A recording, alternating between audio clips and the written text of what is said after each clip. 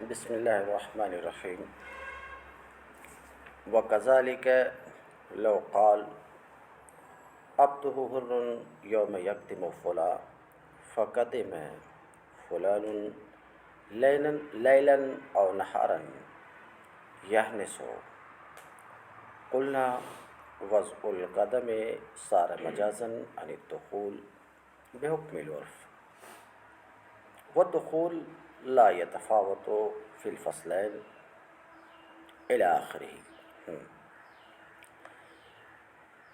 وَكَذَلِكَ لَوْ قَالَ، یہ عبارت حصہ ہے 3 اعتراضات کا جو ہمارے اوپر وارد ہوتے ہیں. ہمارے اوپر وارد کیوں کر یہ 3 اعتراضات ہوتے ہیں؟ یہ تینوں اعتراض ہمارے اوپر کیوں وارد ہوتے ہیں؟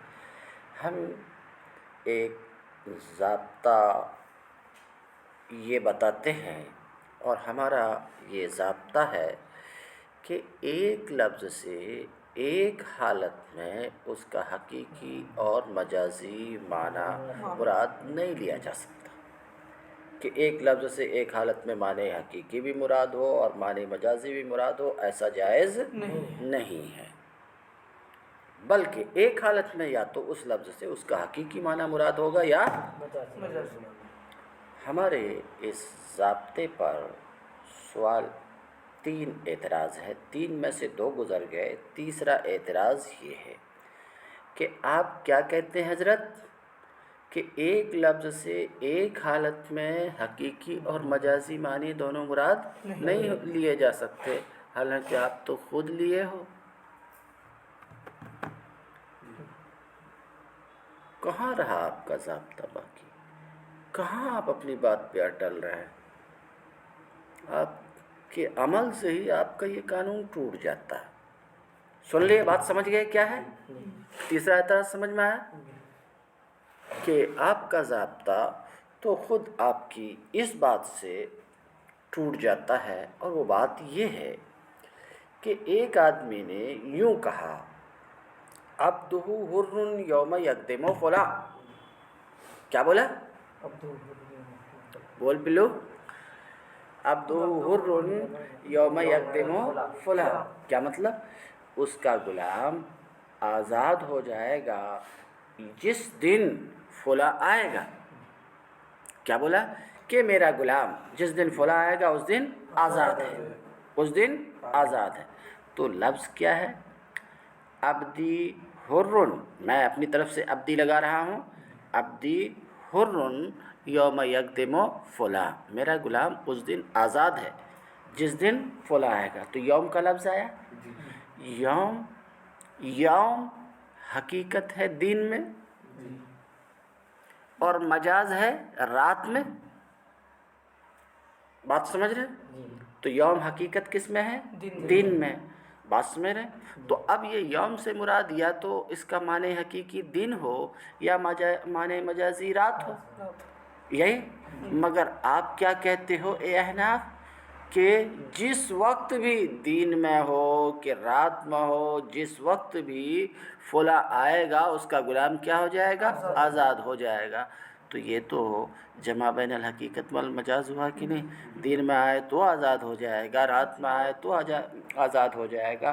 تو یوم کا لفظ ہے، اس سے آپ نے اس کا معنی حقیقی بھی مراد لیا، معنی مجازی بھی مراد لیا. بس تو آپ کا ضابطہ کہاں محفوظ رہا؟ ٹوٹ گیا. سمجھ گئے اتنی سی بات؟ ہم آگے بڑھیں. ہاں، یہ 3 اعتراضات تھے ہمارے مذکورہ ضابطہ پر کہ لفظ واحد سے ایک حالت میں دونوں معنی مراد نہیں ہو سکتے. تو معترض کہتا ہے آپ تو خود مراد لیے ہو. دیکھو یہاں پر بھی آپ نے مراد لیا کہ یوم سے کیا مراد ہے آپ کی؟ دن ہو کہ رات. تو حقیقت و مجاز کے درمیان جمع ہوا کہ نہیں کہ دن میں آیا کہ رات میں آیا؟ حانس ہو جائے گا، اس کی قسم ٹوٹ جائے گی. بات سمجھ رہے کہ نہیں؟ اور غلام کیا ہو جائے گا؟ آزاد ہو جائے گا. بات سمجھ رہے کہ نہیں؟ تو یہ جمع بین الحقیقت والمجاز ہوا کہ نہیں ہوا؟ اب 2 اعتراض پہلے گزرے تھے، تیسرا اعتراض ابھی ہے. تینوں اعتراض کا جواب دیا جاتا. جواب کا حاصل سنو ایک جملے میں. ایسا آپ کو دکھنے میں لگ رہا ہے کہ یہ جمع بین الحقیقت والمجاز ہے، آپ کو دکھنے میں لگ رہا ہے، لیکن اصل میں یہاں عمومی مجاز ہے۔ کیا ہے؟ کیا ہے؟ عمومی مجاز۔ عمومی مجاز کی میں کئی بار تعریف کر چکا ہوں۔ لفظ سے ایسا مجازی معنی یعنی غیر موصول لہو معنی مراد لیا جانا کہ حقیقت اس کا ایک فرد ہو، حقیقت اس کا ایک فرد ہو۔ بات سمجھ؟ یہ ہے عموم مجاز۔ اس کو میں واضح کر چکا ہوں، کتنی بار بول چکا ہوں۔ تو اصل میں کیا ہے؟ یہاں عموم مجاز ہے۔ اب کہنے والا کہے کہ کیوں جناب عمومی مجاز کیوں مراد لی ہے؟ اس کا معنی حقیقی مراد لیتے تھے۔ عمومی مجاز کی طرف کیوں رجوع کیا؟ اگر ایسا کہیں گے تو ہم کہیں گے عمومی مجاز کی طرف رجوع کیے عرف کی وجہ سے، دلالت عرف کی وجہ سے۔ بات سمجھ رہے ہیں؟ دلالت عرف کی وجہ سے، اور عرف بہت بڑا قاضی ہے۔ بات سمجھ رہے ہیں؟ تو تمہارا یہاں جمع بین الحقیقت والمجاز نہیں ہے، بلکہ عمومی مجاز ہے، اور عمومی مجاز کا ہم نے ارادہ کیا عرف کی وجہ سے کہ عرف میں، عرف یہی ہے کہ جب یہ لفظ بولا جاتا ہے تو یہی عمومی مجاز عرف میں مراد ہوتا۔ مثلا ابھی جس میں ہم صرف آخری ایک بات کو لیں، باقی بات کو آپ سمجھ جاؤ گے۔ عبدی حرن یوم یقدم فلاں، عرف یہی ہے کہ یوم سے عرف میں، عرف یوم سے مراد وقت لیتے ہیں۔ کیا لیتے ہیں؟ وقت۔ کیا مطلب؟ میرا غلام آزاد ہے جس وقت فلاں آئے گا۔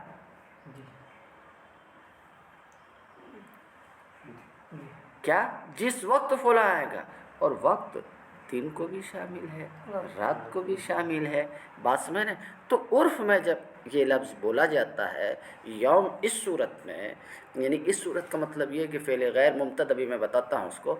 اس صورت میں عرف میں جب یوم بولا جاتا ہے تو عرف اس سے کیا مراد لیتی؟ وقت۔ کیا؟ اور یہ عموم مجاز ہے۔ کیوں؟ یہ وقت مراد لیے تو یوم کا جو حقیقی معنی اس کا ایک فرد بنا، یعنی دن وقت کا ایک فرد ہے کہ نہیں؟ بولو بھائی، جیسے زید انسان کا ایک فرد ہے، ایسے ہی یوم وقت کا ایک فرد ہے کہ یہ وقت یوم کو بھی شامل ہے اور رات کو بھی شامل ہے۔ بات سمجھ گئے؟ تو یہاں جمع بین الحقیقت والمجاز نہیں ہے، بلکہ عموم مجاز۔ اتنی سی بات سمجھ گئے؟ اسی طریقے سے پہلے دو اعتراض کا بھی جواب یہی کہ وہاں جمع بین الحقیقت والمجاز نہیں ہے، بلکہ عموم مجاز ہے۔ اب کتاب کی عبارت دیکھو، بات سمجھ میں آئی؟ وَكَذَلِكَ لَوْ قَالَ، اسی طریقے سے اگر کسی نے کہا، یہ تیسرا اعتراض ہے۔ کیا؟ تیسرا اعتراض ہمارے ضابطے پر۔ کون سے ضابطے پر؟ کہ آپ کا ضابطہ یہ ہے کہ جمع بین الجمع والمجاز جائز نہیں ہے۔ اسی طریقے سے اگر کہا عبدہ حر، اس کا غلام آزاد ہے جس دن فلاں آئے، ٹھیک ہے، جس دن فلاں آئے گا، تو معترض کہتے ہیں وَذَلِكَ جَمْعٌ بَيْنَ الْحَقِيقَةِ وَالْمَجَازِ۔ ٹھیک ہے کہ کہیں چھوٹ گیا؟ ہاں، فَقَدِمَ فُلَانٌ، اوپر چلا گیا، فَقَدِمَ فُلَانٌ لَيْلًا أَوْ نَهَارًا، تو فلاں شخص آیا، رات میں ہو یا دن میں، یحنس ہو، وہ حانس ہو جائے گا، اس کا غلام آزاد ہو جائے گا۔ تو جمع بین الحقیقت والمجاز ہوا کہ نہیں؟ یہ معترض کہتا ہے۔ سن لیا آپ نے؟ یہ تیسرا اعتراض تھا۔ قلنا، ہم جواب میں تینوں اعتراض کے جواب میں کہیں گے، ٹھیک ہے؟ قلنا وضع القدم صار مجازا عن الدخول، ہم جواب میں کہیں گے پہلے اعتراض کا جواب کہ وضع قدم دخول سے مجاز ہے عرف کے حکم سے۔ یہ بات ہم پہلے بول چکے ہیں کہ عرف میں جب یہ لفظ بولا جاتا ہے، کیا لا اضع قدمی فی دار فلاں، کیا؟ تو عرف میں اس کا معنی کیا سمجھا جاتا ہے؟ عرف میں اس کا ذرا بات سمجھو، عرف میں اس کا معنی یہ سمجھا جاتا، عرف اس سے یہ مراد کہ فلاں کے گھر میں داخل نہیں ہوں گا.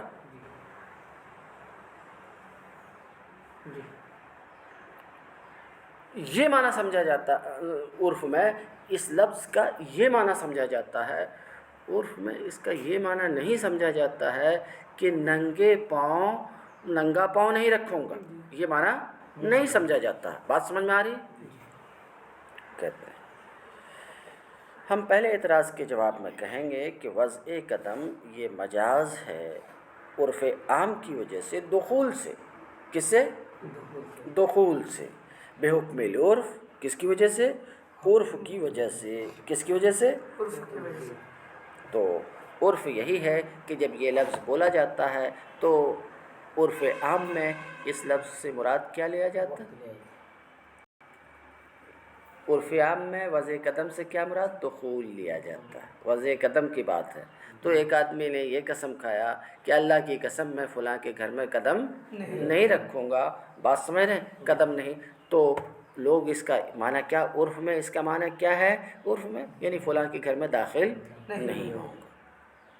بات سمجھ رہے ہیں؟ تو اب فلاں کے گھر میں جیسے بھی وہ داخل ہو، جوتا پہن کر کے داخل ہو، چپل پہن کر کے داخل ہو، ننگے پاؤں داخل ہو، باہر صورت حانیس ہو جائے گا. بات سمجھ رہے ہیں کہ نہیں؟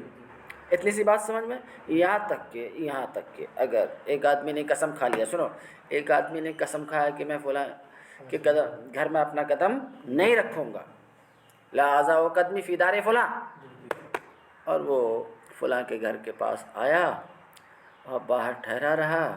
سمجھ رہے ہو؟ ایک پاؤں کو اندر ڈال دیا. بات سمجھ رہے ہیں؟ ایک پاؤں کو اندر ڈالا، ایک پاؤں باہر میں، تو ابھی داخل ہوا گھر میں؟ گھر میں داخل ہوا جی؟ نہیں. صرف باہر سے ایک پاؤں ڈال دیا ہے تو داخل ہوا؟ بول رہے نہیں داخل ہوا. بات سمجھ رہے ہیں؟ حالانکہ وضع قدم تو ہے، قدم کا رکھنا تو ہے، مگر اس سے حانس نہیں ہوگا. کیوں؟ کیونکہ عرف میں وضع قدم سے مراد کیا ہے؟ دخول ہے، اور دخول نہیں پایا گیا. بات سمجھ رہے ہیں؟ تو کہتے ہیں کلنا ہم جواب دیں گے، پہلے اعتراض کا جواب دیں گے کہ یہ سب بات میں پہلے بول چکا ہوں، اس لیے دوبارہ بولتے ہوئے مجھے بھی اچھا نہیں لگ رہا ہے. ہم جواب دیں گے کہ وضع قدم مجاز ہے دخول سے، عرف کے حکم سے.